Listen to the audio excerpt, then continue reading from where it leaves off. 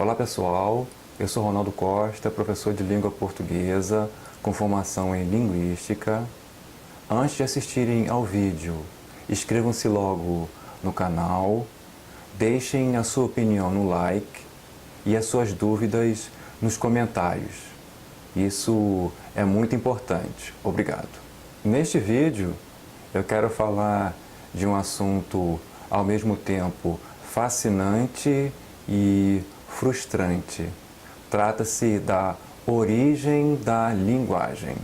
Eu não vou me prender aos diversos relatos de diversas culturas que tentam explicar como o ser humano adquiriu esta habilidade única entre as espécies animais. Eu vou direto ao ponto. Não há dados diretos a partir dos quais a gente pode levantar hipóteses e desenvolver teorias. Já há aí a primeira frustração. Diferentemente dos estudos sobre o surgimento, a evolução e o desaparecimento de espécies animais e vegetais que deixam vestígios materiais, para a fala não há registros do passado remoto. Acontece que já a partir do século XVI, a Europa começou a ter contato com uma imensa diversidade de povos e suas línguas, principalmente das Américas e da África. Até o século XVIII, no Ocidente, tudo o que se admitia sobre a origem da linguagem baseava-se no pensamento teológico e filosófico. Esses contatos entre os povos e as suas línguas impulsionaram os estudos linguísticos daquela época. No final do século XVIII, começou-se a buscar explicações satisfatórias e cientificamente sustentáveis que dessem conta dessa diversidade. Ajudaram, de alguma forma, os estudos comparativos e históricos, pois eles possibilitaram retroceder a língua que originou quase todas as línguas europeias e algumas asiáticas, o proto-indo-europeu. Não há registros escritos dessa língua originária, simplesmente porque ela era ágrafa. Os seus povos não usavam ou não conheciam a escrita, mas supõe-se que ela deve ter sido falada há cerca de 6.000 anos, no local em que não se sabe exatamente até hoje. Imagina-se que era entre o sul da Rússia e a Ásia Central. Porém, retroceder a estágios mais remotos da linguagem continuava encontrando diversas barreiras, como a falta de evidências diretas e de provas concretas, o que acabava levando ainda a explicações infundadas e o que quase sempre trazia de volta as ideias de intervenção divina no processo. Diante desse fato, em 1866, a Sociedade Linguística de Paris passou a rejeitar a menção à origem da linguagem nos estudos científicos. Décadas mais tarde, e aos pouquinhos, essa rejeição começa a ser superada porque os estudos interdisciplinares em linguística, a arqueologia, história, antropologia e genética no final do século XIX, durante o século XX e neste início de século XXI, trazem dados novos. Com isso, é possível tirar algumas conclusões mais ou menos seguras. Vejamos.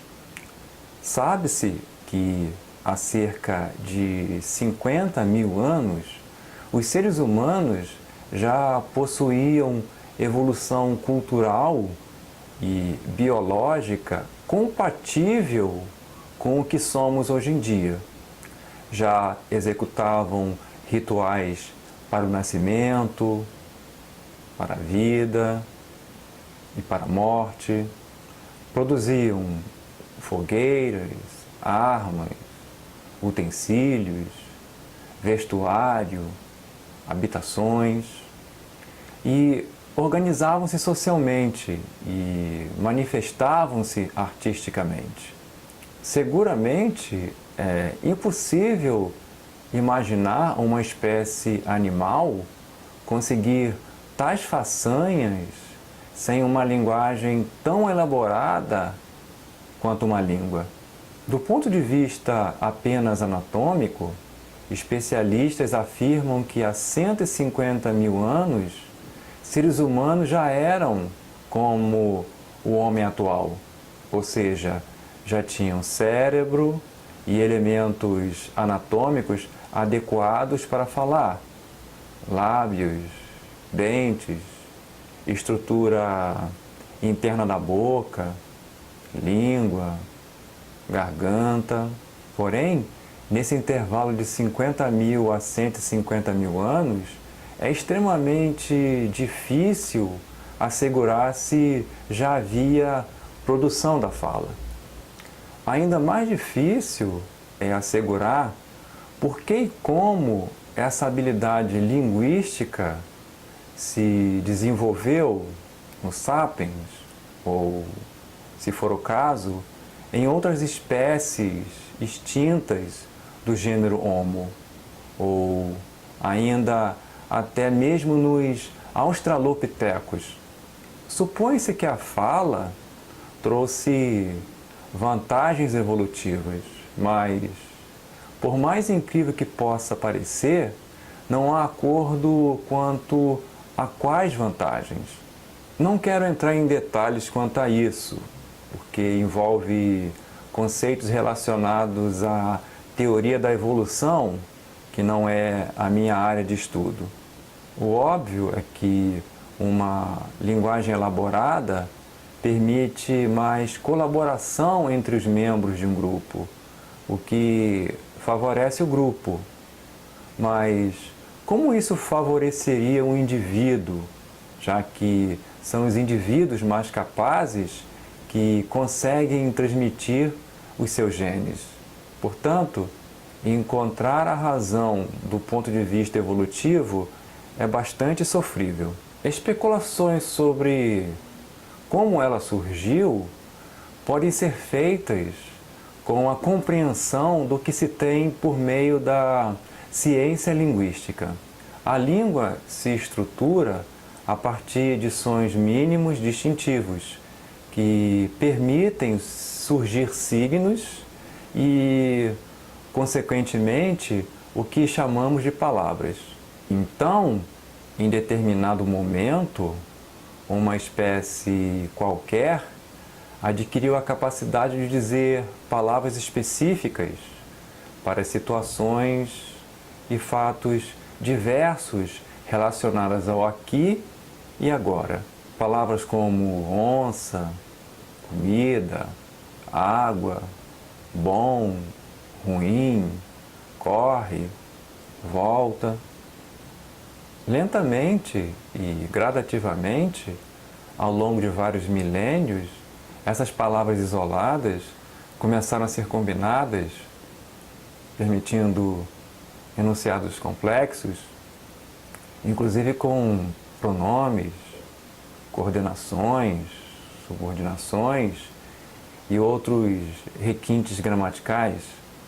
há cerca de 100 mil anos, o passo final poderia ter sido a capacidade de falar sobre o passado e o futuro, e de coisas inventadas ou que não eram vistas. Acontece que essa evolução lenta e gradativa não é ponto pacífico entre os estudiosos da origem da linguagem.